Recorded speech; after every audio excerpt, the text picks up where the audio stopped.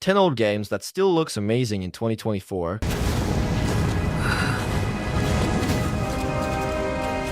I just hope Trinity hasn't beaten us to it. Uncharted 4 is still blowing minds even after 8 years. The graphics are insane. Seriously, it feels like a game from 2018, not 16. The pirate and Libertalia mansions are stunning. Playing Uncharted 4 without going through the original trilogy was a bummer for me, but man, did it hit me hard emotionally. You can tell the developers poured their hearts into it, which is rare these days. It's a masterpiece that surpassed all my expectations. Graphically and mechanically, it's the best in the series. Naughty Dog really went all out. The story is solid, and the acting is top-notch. It's the peak of the series, with everything from graphics to gameplay to characters being superb. You'll love it from start to finish. Setting up this treasure hunt and ran out of money to actually build Libertalia. Yeah.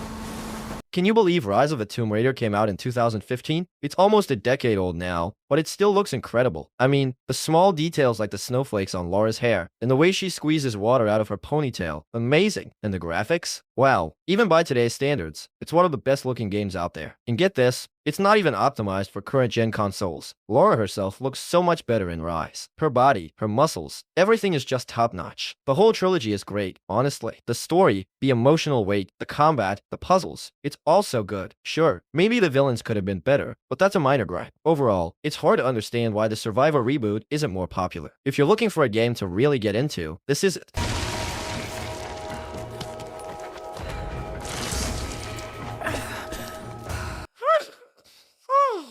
Beyond Two Souls. Beyond Two Souls is an action-adventure game focused on a story. There is not much gameplay. I would compare it to the Telltale Walking Dead. It was released in 2013 for PlayStation 3, and honestly it looked amazing for a PS3. In my opinion, one of the best-looking games of that generation. Voice acting was also top-notch and animations were also really good for the most part, and I really liked the game. The difference in some review scores I find to be a main factor of what the reviewers were expecting and hoping for going into the game. I went in expecting gameplay to not be the main focus of the game, rather that the story would be, and the game has not let me down. It's given me just what I expected and more, and because of this I'm able to appreciate the game for what it really is. I feel that the negative reviews have been mostly attributed to the outlook going into the game, and in some cases, a hatred of David Cage. So really it's a game that can go either way, depending on what you're expecting and what you're looking for in a game. The story is excellent and the some scenes throughout are really stellar. The opportunity to live through the life of the main character and experience what she's had to go through really got me personally involved in the story and the characters, and I can't get enough of the game. They're coming.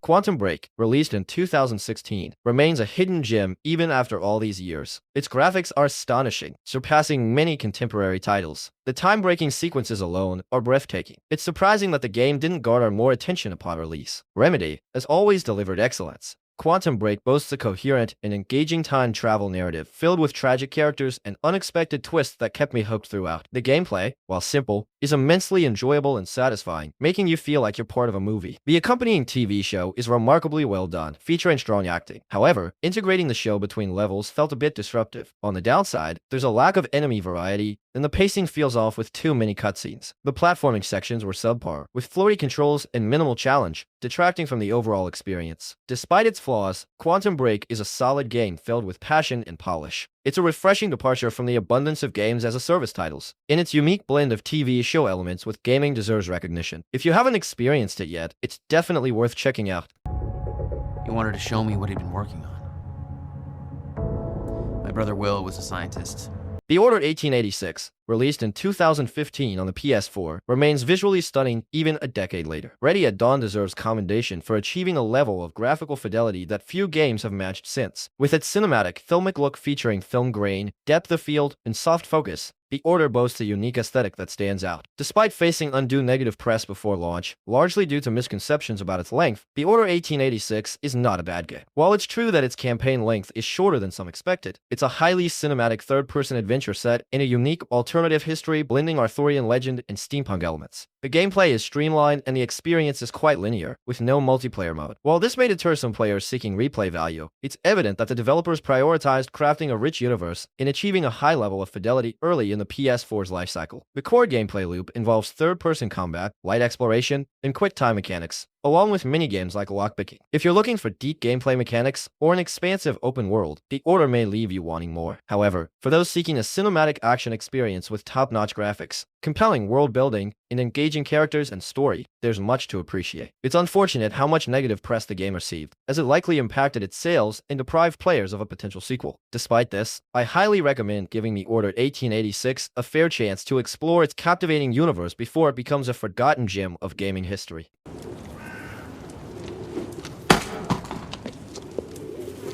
Ryse Son of Rome remains visually stunning even for a game released in 2013. Despite being 11 years old, it retains its beauty, especially when played on a decent PC where it runs fairly smoothly. The gameplay, while somewhat old-fashioned compared to more recent titles, is still enjoyable, with its fair share of quick-time events, QTEs, that don't detract from the overall experience. Built on the CryEngine, Ryse was destined to look impressive, and it certainly delivers on that front. The execution animations are varied and enjoyable, adding to the immersive experience. It's a rarity to find games set in ancient times, and as a history enthusiast, I appreciate the attention to detail in this regard. Regarding the story, while it may not be historically accurate, it still manages to create a compelling world with characters driven by their motivations and urgencies. Even if you're not well versed in the historical context, the world building and character development are still engaging. As someone with limited time to spare, I value shorter games that offer a rich experience, and Ryse fits the bill with its under 10-hour gameplay, solid world building, and visually captivating scenes. Overall, it's a game worth recommending for those looking for an immersive experience with a historical backdrop.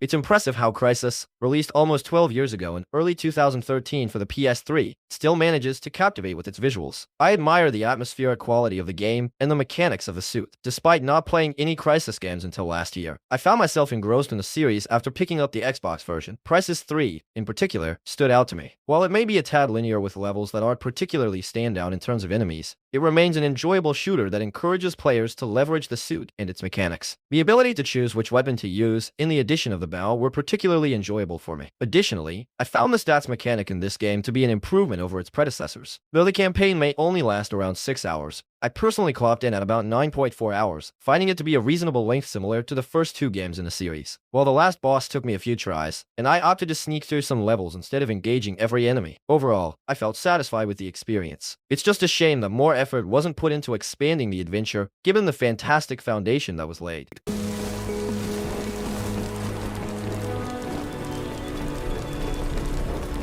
Until Dawn, released in 2015, still stands as a masterpiece in storytelling even after 9 years. Not only is the narrative captivating, but the game is also visually stunning. Everything from the graphical models to textures, lighting, and camera angles demonstrates incredible production quality. The attention to detail is remarkable, with even small elements like the tag on a shirt or a loose thread adding to the immersive experience. Playing it on the PS4 truly felt like a next-gen experience. While the gameplay primarily involves walking around and making choices, it's the story that truly shines. Each character is well developed, and I found myself genuinely caring for their well-being. The branching paths resulting from your choices provide a wealth of outcomes, leading to multiple playthroughs to explore all possibilities. The voice acting is top-notch, with the cast delivering phenomenal performances that make each character feel unique. Additionally, the sound design enhances the atmosphere, providing moments that are both tense and thrilling. Although Until Dawn isn't overwhelmingly terrifying, it does have its moments that will leave you on edge. The inclusion of collectibles adds depth to the experience, helping you understand and prepare for future events in the game. Overall, it's a must-play for horror fans or anyone looking to dive into the genre. Plus, for those interested in trophy hunting, it's an easy game to platinum, requiring only a couple of days to achieve completion.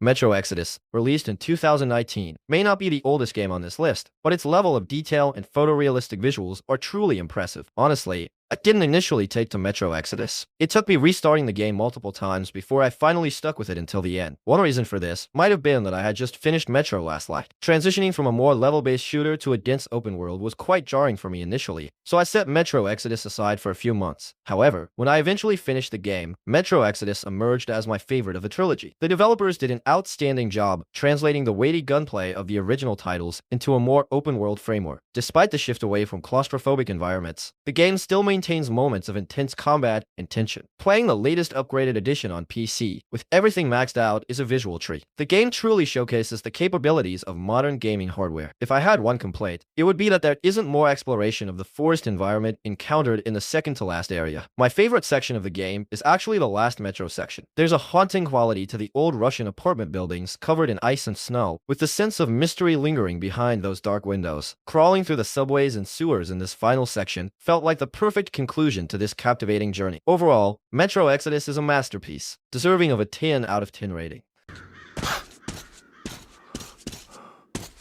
Red Dead Redemption 2 is approaching its 7th year since release, and it's undoubtedly a standout title in gaming history. For many, including myself, it's not just the game of the year, but the game of the century. Despite its age, Red Dead Redemption 2 remains visually stunning. Even compared to newer games like Spider-Man 2 and Assassin's Creed Mirage, it holds up remarkably well. Playing it on PC reaffirms its status as a visual masterpiece, showcasing the incredible attention to detail that Rockstar is known for. While there's hope for a proper enhanced version for the PS5, similar to what Rockstar did with GTA 5, it seems they shifted their focus away from Red Dead 2 for now. Nonetheless, the game's beauty lies not just in its grandeur, but in the meticulous attention to detail. From the leaves to the blades of grass, every element is meticulously crafted, creating an immersive experience unlike any other. Rockstar's commitment to quality is evident in every aspect of Red Dead 2. It feels like a game from a generation ahead of its time, setting the standard for what's possible in gaming. If Red Dead 2 is anything to go by, one can only imagine what the future holds, especially with the anticipation for GTA 6.